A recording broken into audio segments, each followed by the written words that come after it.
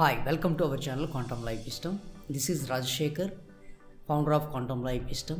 ఈరోజు మనం quantum life wisdom యొక్క ముఖ్య ఉద్దేశం ఏమిటి, ఫ్యూచర్లో ఈ యొక్క క్వాంటమ్ లైఫ్ విజ్డమ్ టీచ్ చేయబోయే సబ్జెక్ట్స్ ఏమిటి, ఆ యూనివర్సల్ సబ్జెక్ట్ ఏమిటి.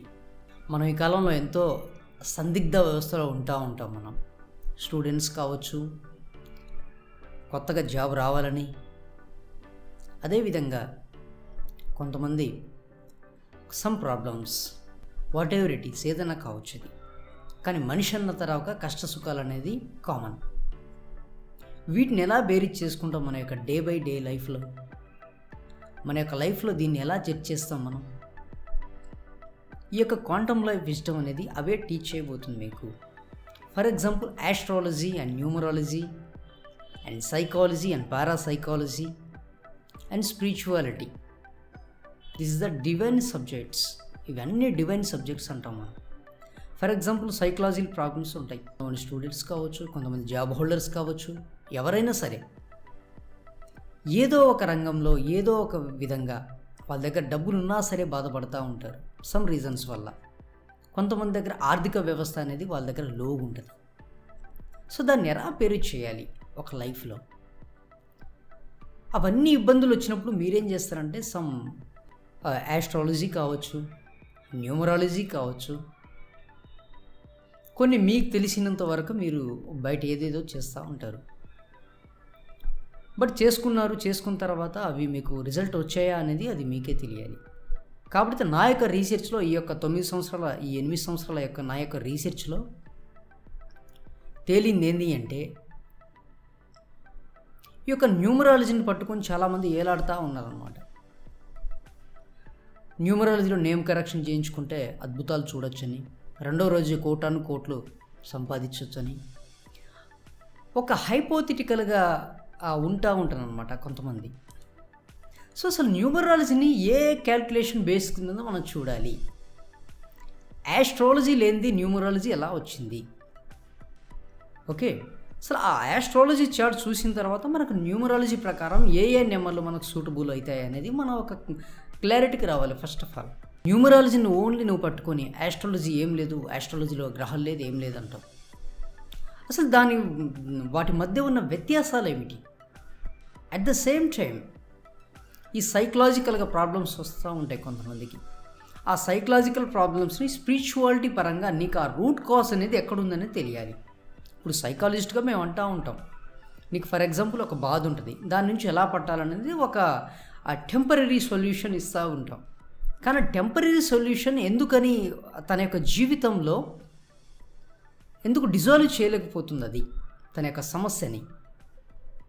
దాని స్పిరిచువల్ వేలో మనం కనుక ఆ యొక్క రూట్ కాజ్ని కనుక, ఆ యొక్క ఇబ్బందికి ఉన్న ఆ రూట్ కాజ్ని కనుక తెలుసుకొని ఉంటే you are the happy. So మనం ఈ భూమండలం మీద ఎందుకు వస్తాం, మనం ఇక్కడ నేర్చుకొని ఆత్మానుభవం పొందిన తర్వాత మన యొక్క గృహానికి వెళ్ళిపోతాం. ఎలా అయితే మనం హాస్టల్స్లో కానీ, ఎలా అయితే కాలేజెస్కు మనం టెంపరీకి వెళ్ళొస్తామో, అలానే ఈ భూమండలం మీదకి వచ్చిన తర్వాత మనం మన యొక్క కార్యక్రమాలు కావచ్చు, ఏదైనా సరే మనం ఇక్కడ నేర్చుకుని తర్వాత మన ఇంటికి మనం వెళ్ళిపోతాం. కానీ మనం ఒక భ్రమలో ఉంటాం, ఇదే మన యొక్క మెయిన్ హౌస్ అని అనుకుంటూ ఉంటాం. కానీ that is the main house కాదు ఇది. ఇక్కడికి వచ్చిన తర్వాత మన యొక్క అనుభవాలు అన్నీ ఇక్కడ అనుభవించిన తర్వాత, నేర్చుకోవాల్సినవి అన్నీ నేర్చుకున్న తర్వాత ఎలాగో వెళ్ళిపోతాం అందరం. సో ఈ యొక్క క్రమంలో మనం ఆరోగ్యంగా ఎలా ఉండాలి, మన యొక్క సమృద్ధితో ఎలా ఉండాలి, మన యొక్క ఆత్మ ప్రణాళిక ఏంటి అనేది ఇక్కడ తెలుసుకుంటేనే మనం హ్యాపీగా ఉండగలుగుతాం. అది ఏ టీచర్స్ మనకు చిన్నప్పటి నుంచి మనకు ఎవరూ బోధించలేదు. మన యొక్క ఆత్మ అనే ఆ సోల్ ఉంది అనేది ఇప్పుడు దాకా మనకు ఎవరు చెప్పలా. కానీ ఈరోజు నేను మీకు చెప్తున్న విషయాలు ఏంటి అంటే, 2012 డిసెంబర్ 21 డేట్ క్లారిటీగా గుర్తుంచుకోండి. 21వ తారీఖు 12వ నెల 2012. ఆ యొక్క డేట్ నుంచి మన యొక్క ఎర్త్ ఏదైతే మన భూమండలం ఉందో, మన యొక్క మిల్కీ గెలాక్సీ వే ఏదైతే మనం అంటామో, అది ఫోటాన్ బెల్ట్లోకి ఎంటర్ అయింది. ఫోటాన్ బెల్ట్ అంటే మీరు నెట్లో చూసినా ఏది చూసినా మీకు తెలుస్తుంది ఫోటాన్ బెల్ట్ అంటే. ఇప్పుడు దాని గురించి అంత టైం కూడా లేదు, చాలా బిగ్ సబ్జెక్ట్ అది. ఎప్పుడైతే ఆ ఫోటాన్ బెల్ట్లోకి మన యొక్క ఎర్త్ అనేది ఎంటర్ అయిందో ఆ టైంలోనే ఎంటర్ అయిందనమాట, ఆ 2012 ఆ టైంలోనే.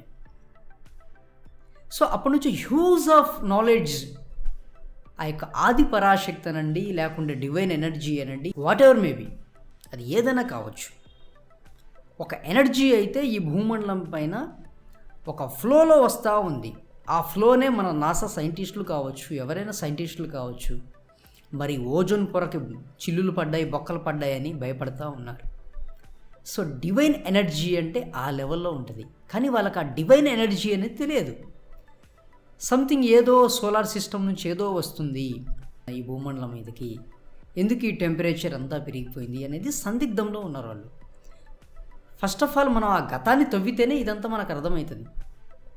లేదు నేను అనవసరంగా న్యూమరాలజీలో నేమ్ కరెక్షన్ చేయించుకుంటాను, ఆస్ట్రాలజీ తెలుసుకున్న తర్వాత నేను ఎంత సంపాదిస్తున్నానంటే that is the blunder mistake. అది ఎన్నాళ్ళని చేస్తాం బ్లండర్ మిస్టేక్. మనకున్న సబ్జెక్ట్స్ కావచ్చు, ఏదైనా సరే 10 మంది 10 రకాలకు చెప్పేవాళ్ళు ఉన్నారు ఈ కాలంలో, కానీ ఏది రియాలిటీ నమ్మాలో తెలియదు మీకు.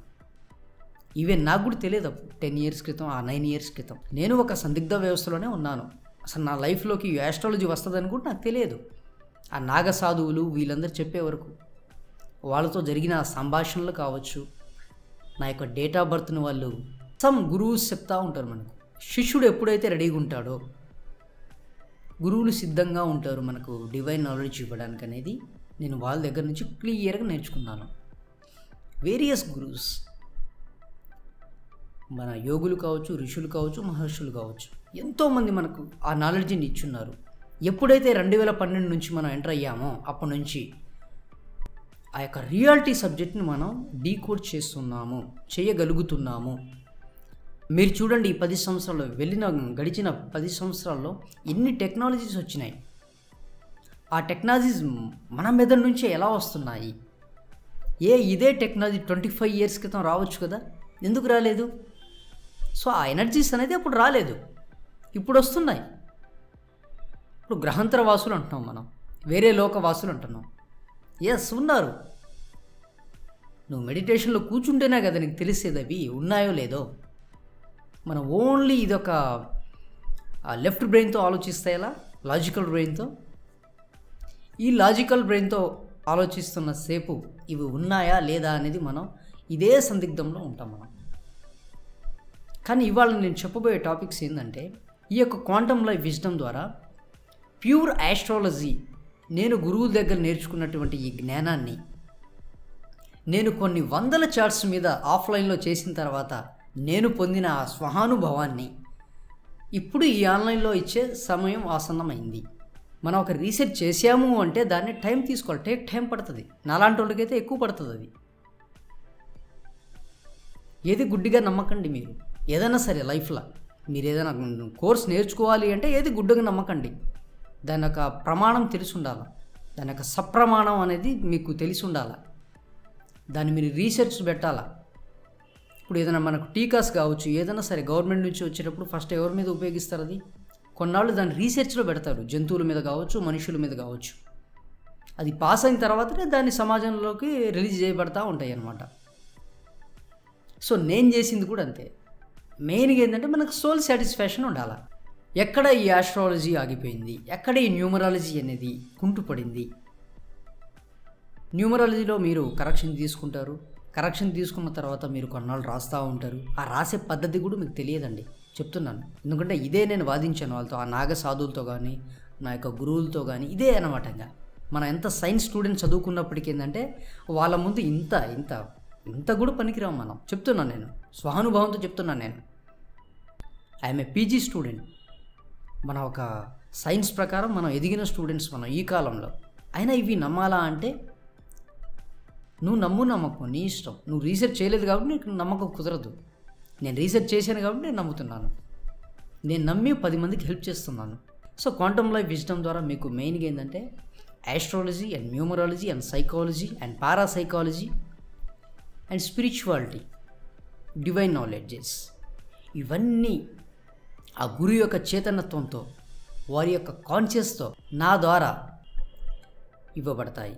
Thank you very much.